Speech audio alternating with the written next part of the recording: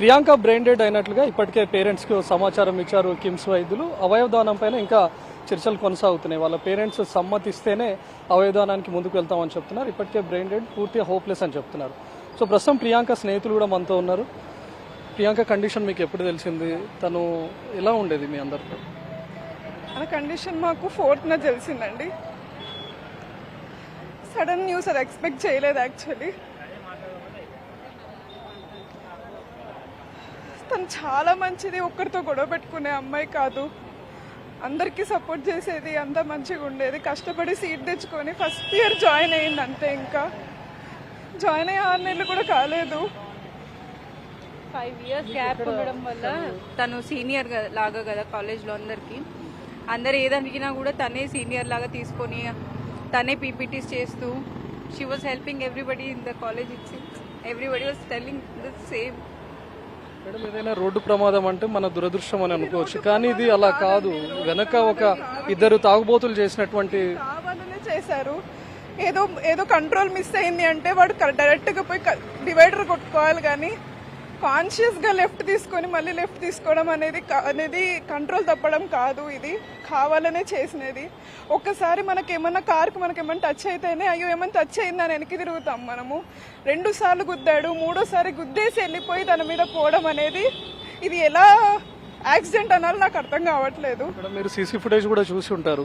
ఒకసారి డాష్ ఇచ్చాడు, అది కాదన్నట్టు మళ్ళీ డాష్ ఇచ్చాడు, మళ్ళీ ఏకంగా హెడ్ పై నుంచి కారును పోనిచ్చాడు. అంటే వాళ్ళు ఎంత మధ్యమత్తులు ఉండడం కాకుండా వాళ్ళ క్రూయల్ మెంటాలిటీని కూడా మనం అర్థం చేసుకోవాలి. మనకు మద్యంలో ఉంటే తను కంట్రోల్ మిస్ అవ్వాలి కదండి. He's very cautious. అంటే తను నీట్గానే డ్రైవ్ చేస్తున్నాడు. డ్రైవింగ్ మరీ అదుపులో లేకుండా అయితే లేదు. కార్ అదుపులో లేకపోతే డైరెక్ట్ వెళ్ళిపోయి ఎక్కడో ఒక చోట గుద్దుకోవాలి, కానీ తను నీట్గా లెఫ్ట్ టర్న్ తీసుకొని వెళ్ళిపోయాడు. వీడియో అబ్జర్వ్ చేస్తే ఎంత మధ్యమధ్యలో ఉంటే మాత్రం మనిషిని చంపేంత కోపమా? మధ్యమధ్యలో ఉంటేనే కదా లోపలికి అలౌ చేయలేదు సినిమాలోకి. అప్పటికి అర్థం కాలేదా ఊర్లో తిరగకూడదు అని? మధ్యమధ్యలో ఉంటే ఎందుకు పంపించలేదు? మీరు ఒకటి చేశారు కాబట్టి పంపించలేదు. ఇంకొక మనిషిని చంపేసుకొని వెళ్ళిపోతారా?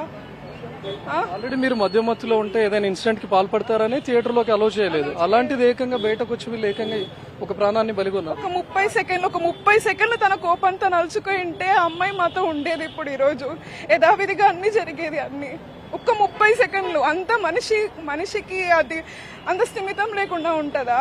మధ్య మీద తాగినే నడుపుతున్నాడు కదా కారు నడిపేంత బ్రెయిన్ అమ్మాయి అక్కడ ఉంది, అబ్బాయి అక్కడ ఉన్నాడు, బండ్లు ఉన్నాయి అని చూసుకునేంత బ్రెయిన్ లేదా? బ్రైట్ ఫ్యూచర్ ఉన్న అమ్మాయి జీవితాన్ని నాశనం చేసినట్టే. She was about to marriage. అది పెళ్లి చూపులు కూడా అయ్యాయి రీసెంట్ గా. She was about to say okay to them also. అందులోనే చెప్పింది ఇలా అయ్యాయి, ఓకే ఫైన్ బానే ఉన్నాడు అబ్బాయి అని కూడా. అందులోనే ఇవన్నీ ఒకటి తర్వాత ఒకటి.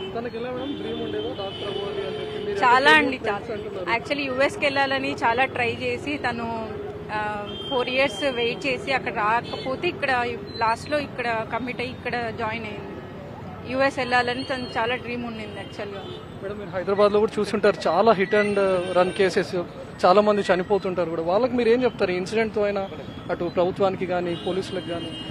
ప్లీజ్, ఇది తాగడం వల్ల మీకు ఎంత నష్టం ఉందో మీ ఇంట్లో వాళ్ళకి అంతే నష్టం ఉంది, పక్కన వాళ్ళకి కూడా అంతే నష్టం ఉంది. మీరు తాగుతారో లేదో నేను ఆయన కమెంట్ చేయాలనుకోలేదు, బట్ ఒకరికి నష్టం వస్తుందంటే ఇంకా ఎందుకు ఎంకరేజ్ చేస్తున్నారు దాన్ని? మీకు మీ హెల్త్కి నష్టమే, మీ ఇంట్లో వాళ్ళకి నష్టమే, పక్కన తిరిగే వాళ్ళకు కూడా నష్టం అని కనిపిస్తుంది. ఇంకా దాన్ని మనం ఎందుకు ఎంకరేజ్ చేస్తున్నామని మనమే క్వశ్చన్ చేసుకోవాలి. అందరూ క్వశ్చన్ చేసుకోవాలి. ఈ రోజు ఏం చెప్తారు మేడం? మనం సిటీలో చూస్తున్నాం, తాగడమే కాకుండా డ్రగ్స్, గంజాయికి అలవాటు పడడం, దాడులు చేయడం ఇలాంటివి. ఇప్పుడు ఆ అబ్బాయి దగ్గర కూడా బ్లడ్ శాంపుల్స్ అవన్నీ వాళ్ళు టెస్ట్ చేసి ఉంటే మనకు ఏ మాత్రం క్వాంటిటీ ఉంది. Like already drunk and drive అని డ్రైవింగ్ ఒకటి అలో లేదు. ఇప్పుడు మనకు పబ్లిక్ ప్లేసెస్లో కూడా తిరగకుండా చేయాల్సి వస్తుందండి. ఎవరన్నా ఎక్స్పెక్ట్ చేస్తారా? అదేమన్నా హైవేనా? తను ఫాస్ట్ గా వెళ్తుంది, హైవేలో రూట్ వెళ్తుంది, తనే పడిపోయింది, యాక్సిడెంట్ అయిందంటే ఒక మనసుకి చెప్పుకోవడానికి గేట్ దగ్గర గేట్ క్రాస్ అవుతూ ఒక అమ్మాయి చనిపోయిందంటే మాకు అసలు ఏమనాలండి? అసలు స్లోగా పోతున్న వెహికల్ మీద గుద్ది చంపేసినారంటే ఏమనాలి దాన్ని? అసలు స్టూడెంట్ ఆ రేడియాలజీ స్క్రీన్స్ చూస్తే మాత్రం మనకు ఇట్స్ ఫుల్లీ డ్యామేజ్డ్ అండి. అంత ర్యాష్గా అది ఎంత డ్యామేజ్ ఉందంటే లైక్ స్మాష్ అయింది ఒక పార్ట్ అన్నారు.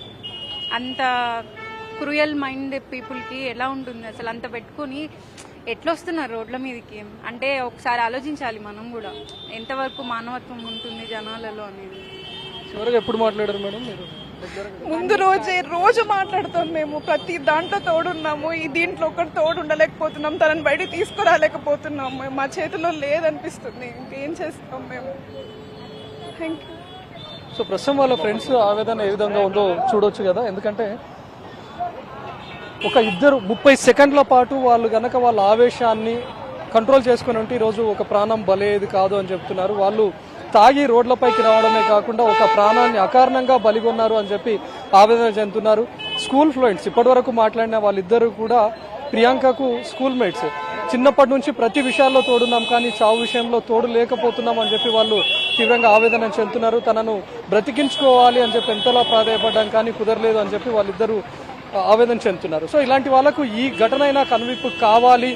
మద్యం బాబులు కానీ, గంజాయి వాళ్ళు కానీ, లేకపోతే డ్రగ్స్ సేవించి రోడ్లపైకి వచ్చి ఇతరుల ప్రాణాలను హరించడం పైన చాలా సీరియస్ యాక్షన్స్ తీసుకోవాలని చెప్పి ప్రియాంక స్నేహితులు కోరుతున్నారు. కెమెరామెన్ రాంబాబుతో రవికుమార్, ఎన్టీవీ, కిమ్స్ నుంచి.